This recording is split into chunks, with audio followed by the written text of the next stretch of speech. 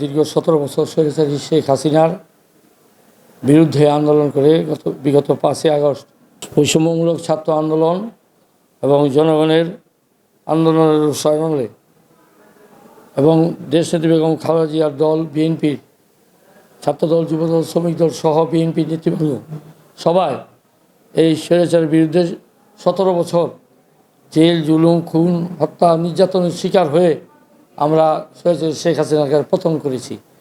এবং এই পতনের পর দেশের মানুষ আজকে আবার নতুন বাংলাদেশে ভালোভাবে বেঁচে পড়ে থাকার জন্য দেশের মানুষ গত নির্বাচনে 12 ফেব্রুয়ারির নির্বাচনে দেশের মানুষ বিএনপিকে ব্যাপকভাবে ধানের শীষে ভোট দিয়ে নির্বাচিত করেছে।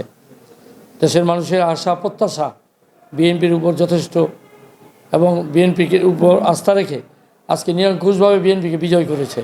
আমাদের নারায়ণগঞ্জের 4টি আসনে বিএনপি জয়যুক্ত হয়েছে।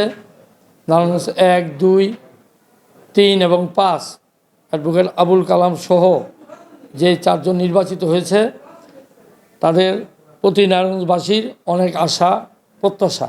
আমরাও যারা এই দলের সাথে বিশ্বাসী, এই দল করি, দীর্ঘদিন ধরে এই দলকে লালন পালন করছি, এই দলে আন্দোলন করতে গিয়ে নির্যাতন, জেল, জুলুম সহ্য করে আজকে যারা এই দেশকে আবার নতুন করে আজকে দেশকে গঠন করার জন্য আমরা দীর্ঘ সবাই ঐক্যবদ্ধ হয়েছি, প্রত্যয় নিয়ে নতুন করে দেশকে সাজানোর জন্য আমরা আন্দোলনের সার্থকতা পেয়েছি। জনগণের মাধ্যমে ভোট পেয়ে আমরা চাই বিশেষ করে নারায়ণগঞ্জে যে সমস্যা আছে এটা অ্যাডভোকেট আবুল কালাম সাহেবের নেতৃত্বে আমরা সহ সবাই মিলে আমরা এই যানজট, মানুষের যানজট এবং ছিনতাই, চাঁদাবাজির থেকে নারায়ণগঞ্জকে মুক্ত করব ইনশাল্লাহ।